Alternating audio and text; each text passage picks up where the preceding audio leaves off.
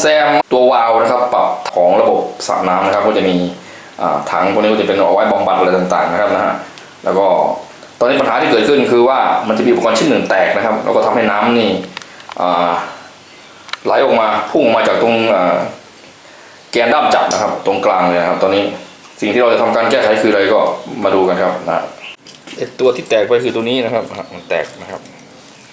มันจะอยู่ระหว่างตัวสปริงนะครับนี่ครับถ้าไม่มีตัวนี้น้ำก็จะพุ่งออกมานะครับพุ่งมาตรงแกนกลางนะครับนี่ครับมันจะมีสปริงอยู่ตรงนั้นนะครับสปริงไว้สำหรับ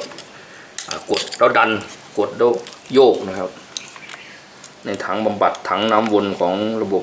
สระว่ายน้ำนะครับเราจะมาแก้ไขกันนะครับโดยที่ไม่ต้องไปซื้อนะครับไอ้ตัวนี้นะครับตัวเล็กๆนี่นะครับ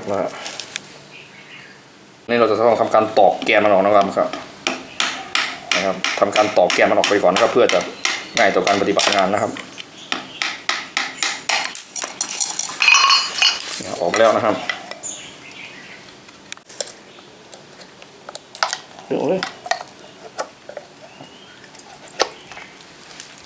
มันก็จะมียางวงอยู่ตัวหนึ่งนะครับตัวนี้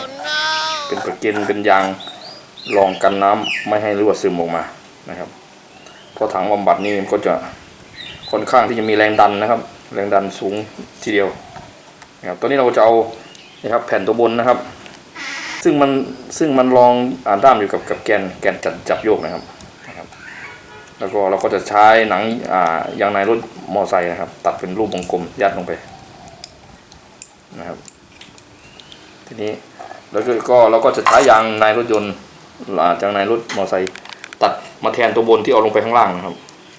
เรามาดูกันว่ามันจะผลที่ได้จะเป็นยังไงนะครับ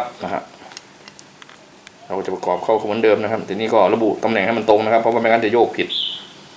ต้องจำว่าตอนที่เราจะถอดออกมานี่นะตำแหน่งมันอยู่ที่ตรงไหนนะครับไอ้ด้ามจับต่างๆนะครับไม่งั้นเราจะทำให้หมุนไปหาตัวหนังสือซึ่งเขียนตำแหน่งหน้าที่ต่างๆไว้นะครับว่าเป็นระบบอะไรนะครับ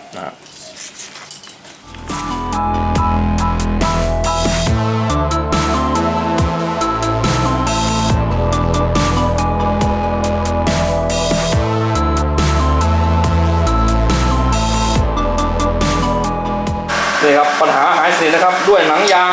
ด้วยยางในมอเตอร์ไซค์ครับนี่ครับ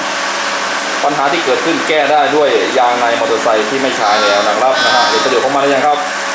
ประโยชน์ของยางในมอเตอร์ไซค์นะครับนี่ฮะเรียบร้อยนะครับนี่ฮะผลงานจาก